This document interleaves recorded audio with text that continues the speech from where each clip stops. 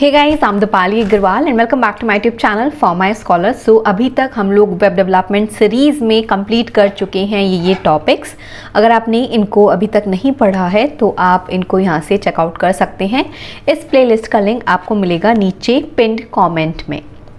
सो आज हम लोग पढ़ेंगे एक बहुत ही इंपॉर्टेंट और इंटरेस्टिंग टॉपिक कि अगर आपको अपनी वेबसाइट पर जो कि आप बना रहे हैं HTML के थ्रू उस पर लगाना है कोई भी इमेज तो आप कैसे लगाएंगे। और दूसरी चीज़ हम लोग पढ़ेंगे कि अगर आपको कोई भी हाइपरलिंक लगाना है अपनी वेबसाइट पर तो वो आप कैसे लगाएंगे। दोनों ही बहुत इंटरेस्टिंग टॉपिक है और बहुत ही ईजी हैं, तो जल्दी जल्दी से हम इनको समझते हैं।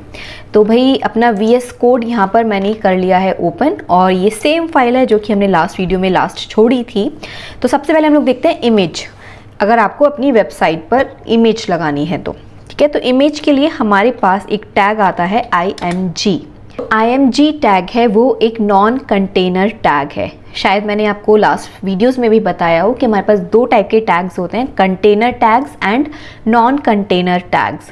कंटेनर टैग्स वो होते हैं जिनका ओपनिंग एंड क्लोजिंग दोनों टैग्स होते हैं। जैसे कि हमने यहाँ पर पढ़ा था ये हेडिंग्स के लिए जो टैग्स है इसका ओपनिंग टैग भी होता है एंड क्लोजिंग टैग भी होता है। ये कहलाते हैं हमारे container tags. Non container tags वो होते हैं जिनमें केवल और केवल ओपनिंग टैग होता है, मीन्स वो सेल्फ क्लोजिंग टैग्स होते हैं। जैसे कि यहाँ पर एक ये मेटा टैग यहाँ पर यूज़ हुआ था एंड इसके अलावा हमने यूज़ किया था BR टैग का for break the line, horizontal tag का हमने यूज़ किया था। तो ये सब कौन से होते हैं? Non container tags. तो IMG जो टैग है वो आपका अगेन नॉन कंटेनर टैग है, मीन्स इसका कोई भी क्लोजिंग टैग नहीं होगा। तो हमने टैग यूज़ किया IMG। इसका एक हम लोग एट्रीब्यूट यूज़ करेंगे SRC, that stands for source. इसमें जो एट्रीब्यूट वैल्यू आएगी वो आएगी the path of the image. जो भी आप अपनी वेबसाइट पर इमेज लगाना चाहते हो तो ऑब्वियसली वो कहीं ना कहीं तो स्टोर होनी चाहिए ना। तो दो जगह हैं जहाँ पे वो स्टोर हो सकती है। पहली चीज़ तो ये है कि आपके कंप्यूटर में वो स्टोर है, ठीक है, किसी भी ड्राइव में या फिर डेस्कटॉप पर। और दूसरा ऑप्शन क्या है कि आपने इंटरनेट से कोई आप चाहते हैं कि वो इमेज लोड हो जाए मेरी वेबसाइट पर जब भी ओपन हो मेरी वेबसाइट। तो दोनों ऑप्शंस मैं आपको बताऊंगी। तो वो जो इमेज रहेगी ना उसका पाथ हम यहाँ पर देंगे SRC इक्वल्स टू में जो यहाँ पर वैल्यू रहेगी एट्रीब्यूट की वैल्यू, उसमें हम लोग देंगे पाथ ऑफ दैट इमेज। तो सबसे पहले हम यहाँ पर लगा के देखते हैं एक ऐसी इमेज जो कि वेबसाइट किसी दूसरे इंटरनेट वेबसाइट पर अवेलेबल है, यानी कि आप कह सकते हैं किसी वेब पर अवेलेबल है। उस इमेज को हम यहाँ पर लगाना चाहते हैं। तो उसके लिए हमें क्या करना होगा, एक अच्छी सी इमेज जो भी आपको लगानी है। जैसे मैंने ये इमेज यहाँ पे खोली हुई है, इसका मैं यहाँ से लिंक जो है या फिर एड्रेस यहाँ से कॉपी करेंगे और यहाँ पर हम इसको पेस्ट कर देंगे, ठीक है। और इसको हम कर देंगे यहाँ पर क्लोज। यहाँ पर क्लोजिंग टैग नहीं है क्योंकि ये एक नॉन कंटेनर टैग है। इसको हम करते हैं Ctrl+S। ये देखिए सबसे लास्ट में ये वाली मेरे पास इमेज आ गई। अब इसमें कुछ और एट्रीब्यूट्स हम लोग यूज़ करते हैं। यहाँ पर देखिए मैं आपको एक चीज़ और दिखाती हूँ। जैसे मैंने लिखा a.jpg, Ctrl+S किया तो अब देखते हैं हमारे पास क्या आएगा। कुछ इस तरीके से साइन बन के आ रहा है, दिख रहा है आपको? ऐसा क्यों आ रहा है? क्योंकि a.jpg के नाम से कोई फाइल एग्जिस्ट नहीं करती है मेरे सिस्टम में, जबकि मैंने उसका यहाँ पर एज अ डेस्टिनेशन या फिर आप कह सकते हैं एज अ पाथ मैंने यहाँ पर दिया है सोर्स में।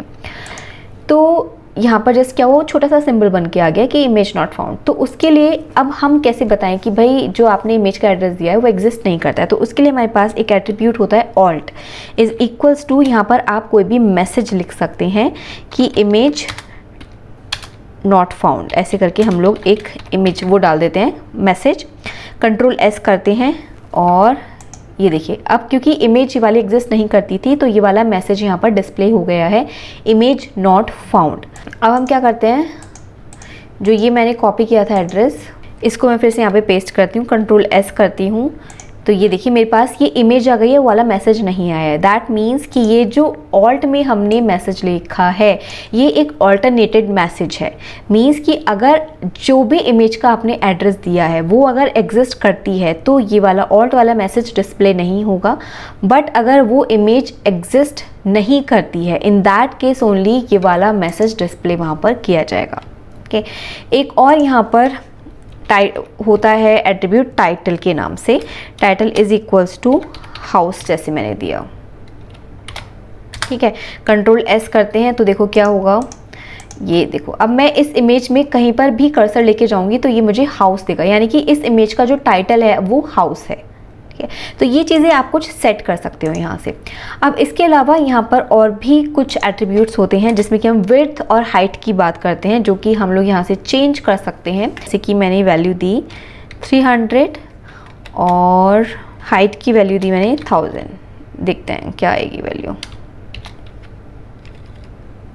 कंट्रोल एस करते हैं तो ये देखो इमेज की जो विड्थ है वो हो गई है कितनी 300 और हाइट हो गई है 1000। मीन्स इस तरीके से आप इमेज की जो विड्थ है हाइट है उसको उसके साथ भी प्ले कर सकते हो, उनको चेंज कर सकते हैं। सो नेक्स्ट अब हम बात करते हैं एक ऐसी इमेज की जो हमारे कंप्यूटर में एग्जिस्ट करती है। तो उसके लिए हमें क्या करना होगा, सबसे पहले तो उस इमेज को ना अपने इस वाले जो प्रोजेक्ट है इसके अंदर लेके आना होगा। कैसे कर सकते हो आप इस चीज़ को, जैसे मान लीजिए कि उठाते हैं डी, ठीक है, इसको वो किया मैंने, कॉपी किया और ये HTML का फोल्डर यहाँ पर बना हुआ है जो कि हमने स्टार्टिंग में बनाया था, जहाँ पे हमारे सारे प्रोजेक्ट आके सेव हो रहे हैं।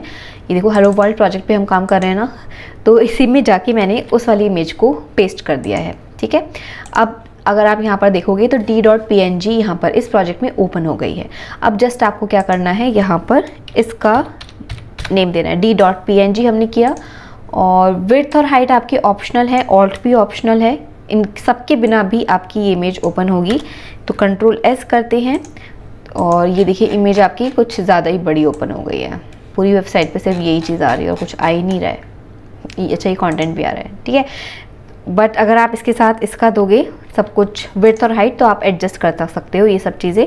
कंट्रोल एस मैंने किया तो ये देखो इमेज कुछ इस तरीके से आ गई है। आई गेस आपको ये चीज़ समझ में आ गई होगी। इसके अलावा ये इमेज अगर इस प्रोजेक्ट के अलावा किसी दूसरे प्रोजेक्ट में भी है, या फिर आप क्या कर सकते हैं, इमेज के नाम से एक फोल्डर बना सकते हैं, उसमें सारी इमेजेस डाल सकते हैं। वहाँ का आपको जस्ट क्या करना होगा, यहाँ पे उसका पाथ देना होगा उस फोल्डर का। ठीक है, तो ये बहुत सिंपल है। एंड आई गेस आपको ये चीज़ समझ में आ गई होगी कि कैसे आपको अपनी वेबसाइट पर इमेज का यूज़ करना है। एंड इसके अलावा जब हम लोग CSS पढ़ेंगे ना, तो वहाँ पर इमेज के साथ कैसे खेलना है ये सब चीज़ें हम वहाँ पर सीखेंगे बहुत अच्छे से। वहाँ पे और ज़्यादा ईजी होगा इन सब चीज़ों के साथ प्ले करना। नेक्स्ट अब हम लोग देखते हैं हाइपरलिंक, कि आप क्या चाहते हो आपकी वेबसाइट पर एक लिंक आ जाए और उस लिंक पर आप जब क्लिक करें तो वो जो पर्टिकुलर वेबसाइट है या फिर URL है जिस भी वेबसाइट का, वो ओपन हो जाए।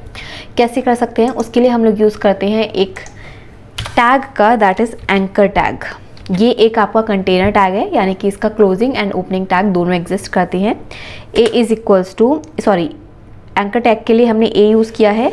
और इसके अलावा इसका एक एट्रीब्यूट होता है href, that stands for hyperlink references. ठीक, इज इक्वल्स टू, यहाँ पर हम देंगे अब उस हाइपरलिंक का जो भी आप URL है वो हम यहाँ पर मेंशन करेंगे। कैसे देखते हैं, इसको क्लोज कर देते हैं हम लोग। तो जैसे मान लीजिए कि मैं चाहती हूँ ये वाला ही लिंक ओपन करना चाहती हूँ, तो कंट्रोल C किया मैंने और यहाँ पर इसको कर दिया मैंने कंट्रोल V। इसके अलावा इसके अलावा हमें एक यहाँ पर कंटेंट वैल्यू देनी होगी कि भाई वेबसाइट पे कुछ लिखा भी तो आना चाहिए ना, कि जिस पर आप क्लिक करेंगे हाइपरलिंक का नेम क्या है। तो हमने लिखा यहाँ पर ओपन यूट्यूब। अब कंट्रोल S किया और वेबसाइट पर जाएंगे तो देखिए यहाँ पर ये ब्लू कलर का आपके पास लिंक आ रहा है, दिस इज़ द हाइपरलिंक। अब अगर मैं इस पर क्लिक करती हूँ तो देखिए जो वो वाला पेज था वो यहाँ पर ओपन हो गया है। ठीक है, अब यहाँ पर अभी क्या है, ये जब मैं इस पर क्लिक कर रही हूँ तो सेम ब्राउज़र में ये वाला लिंक ओपन हो रहा है। मैं चाहती हूँ कि किसी दूसरे ब्राउज़र में ये लिंक ओपन हो, तो उसके लिए हमारे पास एक और एट्रीब्यूट होता है एंड इसमें हम लोग लिखेंगे double hyphen, one hyphen, second hyphen and then blank. Control S करते हैं। अब देखिए मैं इस पर क्लिक करूँगी तो ये जो वेबसाइट है जिसका मैंने लिंक दिया हुआ है वो दूसरे टैब में ओपन हुआ है। आई गेस आपको ये चीज़ समझ में आई होगी अब कि कैसे आप अपनी वेबसाइट पर एक हाइपरलिंक को क्रिएट कर सकते हैं। नेक्स्ट, अगर आप ये चाहते हैं कि इनमें से जो भी हमने पेज ऑलरेडी क्रिएट किए हुए हैं HTML के, उसको आप एज ए हाइपरलिंक अगर क्रिएट करना चाहते हैं तो कैसे कर सकते हैं। तो क्या करना होगा, देखो यहाँ पर अब आपको रेफरेंस देना होगा उस वाले पेज का जिसको आप ओपन करना चाहते हैं। तो हमारे पास यहाँ पर सिर्फ a.html है, तो इसी का मैं देती हूँ /a, ये आ गया नाम लिखा हुआ। मीन्स जितने भी HTML पेजेस होंगे ना वो सबके यहाँ पर नेम आ जाएंगे, आप उनमें से सेलेक्ट कर सकते हो। तो a.html हमने लिखा, कंट्रोल S मैंने किया। पहले मैं आपको दिखा देती हूँ a.html में जस्ट किया है 4RRR प्रिंट किया है मैंने। जो मूवी का क्रेज़ है ना वो चढ़ा हुआ था मुझ पर उस टाइम पर, तो वही मैंने यहाँ पर प्रिंट करवाया है। तो देखते हैं, कंट्रोल S हमने किया, कंट्रोल S, और अब मैं अगर इस लिंक पर क्लिक करती हूँ तो देखिए मेरे पास a.html ओपन हो गया है, दिस वन a.html, ठीक है, जिस पे हमने जस्ट प्रिंट करवाया था 4RRR। तो इस तरीके से आप जो है हाइपरलिंक्स क्रिएट कर सकते हैं। सो नाउ अब एक छोटा सा हम लोग यहाँ पर एक्सरसाइज क्वेश्चन करते हैं। हम ये चाहते हैं कि एक इमेज हमारी वेबसाइट पर हो और अगर हम उस इमेज पर क्लिक करें तो एक पर्टिकुलर वेब पेज ओपन हो जाए, हम ये चाहते हैं। तो इसके लिए हम लोग क्या कर सकते हैं?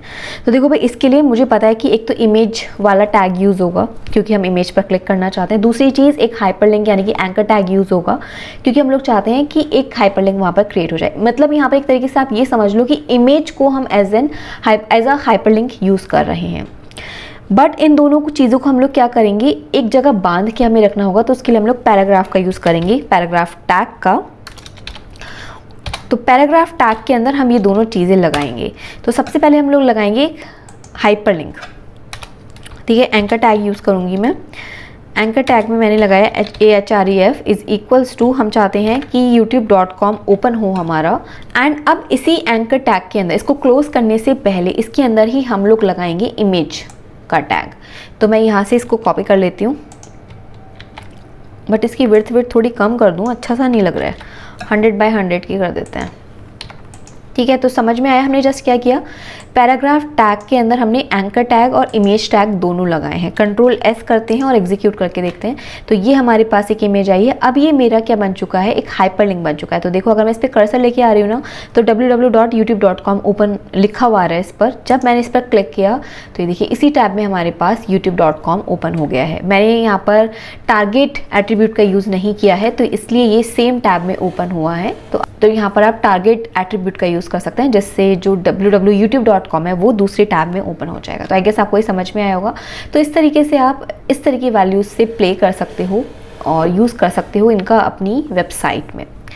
आई गेस आपको ये समझ में आया होगा। आपको कोई भी क्वेरी है तो आप मुझसे नीचे कमेंट सेक्शन में पूछ सकते हैं। बहुत ईजी था ये और बहुत इंटरेस्टिंग भी था। अब इस तरीके कुछ आप टैग्स लगाइए यहाँ पर, जैसे हमने क्या किया है, ये वाला लिंक दिया। इसके अलावा आप दूसरे HTML पेजेस बनाइए, उनका लिंक यहाँ पर दीजिए। और अगर आपको कोई भी प्रॉब्लम आती है तो आप मुझसे कमेंट सेक्शन में पूछ सकते हैं डेफिनेटली। और एक बहुत ही ज़रूरी बात, अगर अभी तक आपने हमारे व्लॉग चैनल को सब्सक्राइब नहीं किया है तो जाइए और उसको सब्सक्राइब कीजिए। मैं दिखाती हूँ आपको, द दीपाली अग्रवाल के नाम से हमारा चैनल है, व्लॉग चैनल, जिसको आप सब्सक्राइब कर सकते हैं। यहाँ पर आपको मिलेंगी कुछ इंटरेस्टिंग वीडियोज़ देखने के लिए। तो जाइए और अभी जाके सब्सक्राइब कीजिए और मुझे कमेंट सेक्शन में बताइए कि हाँ भाई आपने सब्सक्राइब कर लिया है इस चैनल को, ठीक है। सो मिलते हैं अब हम लोग अपनी नेक्स्ट वीडियो में। So stay tuned.